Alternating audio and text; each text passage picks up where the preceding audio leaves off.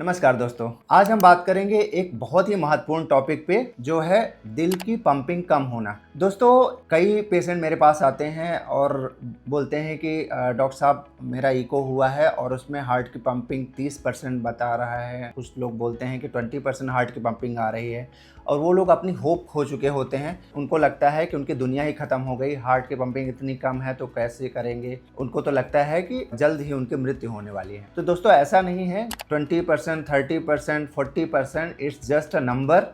आप इस पे मत जाएं। आपको बस ये पता होना चाहिए कि हार्ट की पंपिंग लो है तो करना क्या है। ठीक है, तो सबसे पहले बात करेंगे कि ये बेसिकली पंपिंग का फंडा क्या है। तो किसी भी इंसान के हार्ट की पंपिंग 100% नहीं होती है। हार्ट की पंपिंग ही 55 से 60% होती है। बेसिकली पंपिंग का फंडा ऐसा होता है कि जो ब्लड हमारे हार्ट के पंपिंग चैम्बर में आता है वो 100% का 100% ब्लड पंप नहीं होता है।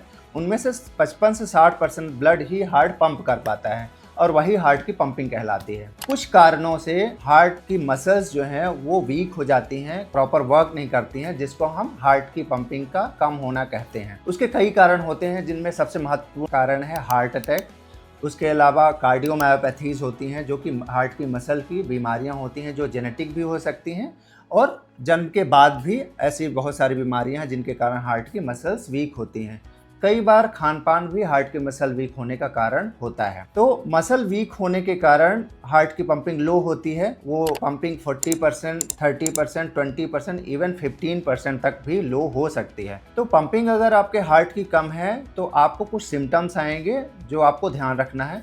तो उनमें सबसे महत्वपूर्ण सिम्टम है चलने में सांस फूलना, सीने में दर्द होना, थोड़ा सा ही चलने में थक जाना, पसीने पसीने हो जाना। कुछ लोगों को दोनों पैरों में सूजन भी आने के सिम्टम होते हैं। तो ये सिम्टम अगर आपको आते हैं तो आपको अपने हार्ट की पंपिंग एक कार्डियोलॉजिस्ट से चेक करा लेनी चाहिए। अगर वो बोलते हैं कि आपके हार्ट की पंपिंग कम है तो उसके बाद स्टार्ट होता है थेरेपी। सबसे पहले तो लो पंपिंग है तो आप बिल्कुल ही घबराएं नहीं कि आपकी दुनिया ही खत्म हो गई है, क्योंकि उसका उपाय है। सबसे फर्स्ट उपाय है या ट्रीटमेंट का पार्ट है वो है आपके डाइट एंड एक्सरसाइज।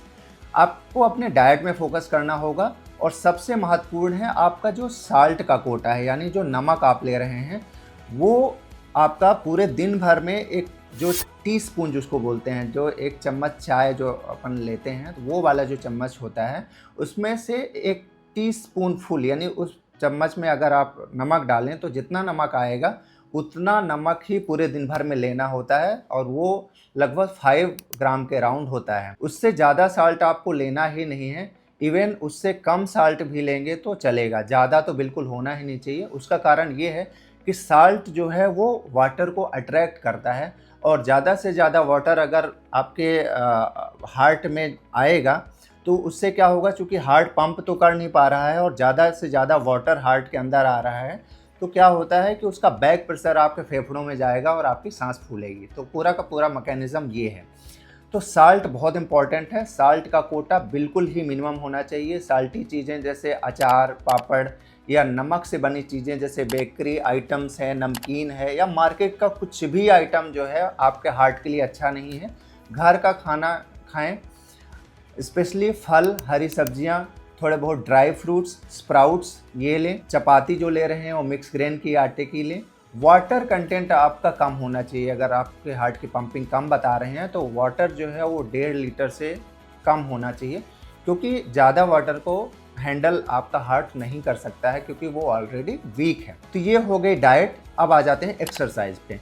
आपका हार्ट कमज़ोर है इसका मतलब ये नहीं है कि आप घर में बैठे हुए हैं, लेटे हुए हैं। आपको थकान होगी, आपकी सांस फूलेगी, फिर भी आपको अपनी क्षमता के अकॉर्डिंग आपको थोड़ा बहुत वॉक करते रहना है। अगर आपकी एक्सरसाइज कैपेसिटी बढ़ती है तो धीरे धीरे अपने एक्सरसाइज का लेवल बढ़ाते भी जाना है। लेकिन ध्यान रहे, अपने डॉक्टर्स की सलाह से अपनी एक्सरसाइज का कोटा डिसाइड करें। ज़बरदस्ती में एक्सरसाइज ना करें। आपकी बॉडी खुद ही आपको बता देगी कि आपको कितना एक्सरसाइज करना है। उतनी एक्सरसाइज करें जिससे आपको बहुत ज़्यादा थकान ना हो, बहुत ज़्यादा सीने में दर्द ना हो। जितनी एक्सरसाइज आप कर सकते हैं उतनी ज़रूर करें। डाइट और एक्सरसाइज के बाद जो पॉइंट है जो मैं एम्फसाइज करना चाहूँगा वो है तनाव। तनाव बहुत ही निगेटिव इम्पैक्ट डालता है आपके हार्ट में। बेसिकली उसका फंडा ये है कि जब आप स्ट्रेस लेते हैं तो जो आपका बॉडी के जो न्यूरोलॉजिकल सिस्टम होते हैं सिंपैथेटिक और पैरासिम्पैथेटिक, तो सिंपैथेटिक सर्ज बढ़ता है जिसके कारण आपकी धड़कन बढ़ती है और हार्ट को एक्सेसिव वर्क करना पड़ता है। अब सोचिए हार्ट ऑलरेडी वीक है और उसको ज़्यादा काम करना पड़े तो कैसा होगा, वो वर्क कर नहीं पाएगा और उसके कारण क्या होगा कि आपका हार्ट धीरे धीरे और कमज़ोर होता जाएगा और आपको ज़्यादा सांस फूलना, सीने में दर्द होना, घबराहट, ये सब बढ़ती जाएगी। तो आपको लिमिटेड बेसिकली स्ट्रेस लेना ही नहीं है और मॉर्निंग के टाइम पे डेली आपको मेडिटेशन करना है, कुछ ब्रीदिंग एक्सरसाइजेस होती हैं, प्राणायाम्स होते हैं जिससे आप सिंपैथेटिक सर्ज को कम कर सकते हैं। तो ये सारे उपाय हैं मेन जिनको आप फॉलो करके आप अपने हार्ट फेल्योर को घरेलू इन उपायों से ही काफ़ी हद तक कंट्रोल कर सकते हो। इसके बाद आता है मेडिकेशन। मेडिकेशन आपके कार्डियोलॉजिस्ट बताएंगे।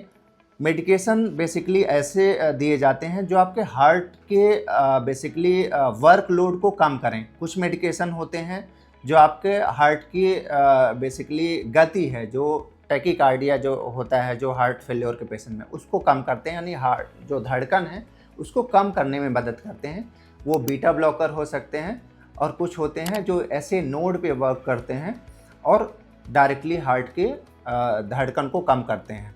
कुछ एग्जांपल मैं बता दूंगा जो कार्डियोलॉजिस्ट आपको प्रिस्क्राइब करेंगे, जैसे है बीटा ब्लॉकर में मिटोप्रोलॉल है, बिसोप्रोलॉल है, कार्बिडोलॉल है। इसी तरह से ऐसे नोड पे वर्क करने वाली ड्रग है इवाब्रेडिन है। ये सब हार्ट फेल्योर के पेशेंट के प्रिस्क्रिप्शन में मिल जाएंगी। इसको आप स्किप ना करें, बहुत ही इंपॉर्टेंट ड्रग्स हैं। कई बार पेशेंट अपने बेसिकली आसपास के लोगों की राय मान के कि डॉक्टर साहब ने दवाइयाँ तो इतनी सारी दी हैं, सब लेने की ज़रूरत नहीं है, जो फलाने हैं उन्होंने बिना दवाइयों के जो है अर्जुन की छाल से अपने हार्ट को मजबूत कर लिया है। कुछ जो है इन बाबा के पास गए थे और उनकी झाड़ फूँक से उनका हार्ट की पंपिंग बढ़ गई है। तो ये सब फालतू की बातें हैं, इन चक्करों में ना पड़ें। ये जो मेडिकेशन जो मैंने बताया, बीटा ब्लॉकर्स हैं, एसी इनहिबिटर्स में प्रिस्क्राइब्ड जो ड्रग है वो रामीप्रेल है। इसी तरह से हार्ट की पंपिंग बढ़ाने की कुछ नई मैजिकल ड्रग्स आई हैं, जैसे सैक्यूबिटिल वाल्सार्टन का कॉम्बिनेशन है, उसकी ड्रग्स हैं। इसी तरह से बेसिकली हार्ट लोड कम करने के लिए या फ्लूइड बैलेंस, बेसिकली बॉडी में एक्सेसिव फ्लूइड को निकालने के लिए डायूरेटिक्स का यूज़ होता है, जैसे फ्यूरेसेमाइड है और बेसिकली टॉर्सेमाइड है। ये सारी ड्रग्स आपको डॉक्टर प्रिस्क्राइब करें। आप टेक्निकल बेसिकली न्यूएंसेस में मत जाएं, बस मेरे ये ध्यान रखें कि जो डॉक्टर्स ने आपके हार्ट के लिए जो ड्रग्स प्रिस्क्राइब की हैं उनको आपको रेगुलरली लेते रहना है और जो बाकी आपको लाइफस्टाइल चेंज करने की जो चीज़ें मैंने बताई हैं उस पे फोकस करना है। साल्ट का इंटेक स्पेशली ध्यान रखना है। हाँ, कुछ चीज़ें जो मैं मिस करके आया हूँ, एडिक्शन अगर आपको है, जैसे सिगरेट स्मोकिंग का या बीड़ी स्मोकिंग का या टोबैको च्यूइंग का या किसी भी टाइप का एडिक्शन है, इवन एक्सेसिव अल्कोहल भी हार्ट को कमज़ोर करता है, तो किसी भी टाइप का एडिक्शन आपके लिए अच्छा नहीं है। तो एडिक्शन से दूर रहें, फास्ट फूड से, मार्केट के आइटम से दूर रहें और बाकी जो चीज़ें मैंने आपको इस वीडियो में बताई हैं तो इनको अगर आप प्रॉपर्ली फॉलो कर लेंगे तो आपके हार्ट की पंपिंग भले कम है, 20% है, 30% है, तब भी आप अपनी लाइफ प्रॉपर्ली जी सकते हैं, दूसरे लोगों जैसे आप अपनी लाइफ को एंजॉय कर सकते हैं। तो दोस्तों, ये सारी चीज़ें आप फॉलो करें, भले आपकी हार्ट की पंपिंग लो है तब भी आप निराश ना हो, स्वस्थ रहें, खुश रहें और आगे इसी तरह के कंटेंट के लिए आप चैनल को सब्सक्राइब कर लें। मिलते हैं नए वीडियो में।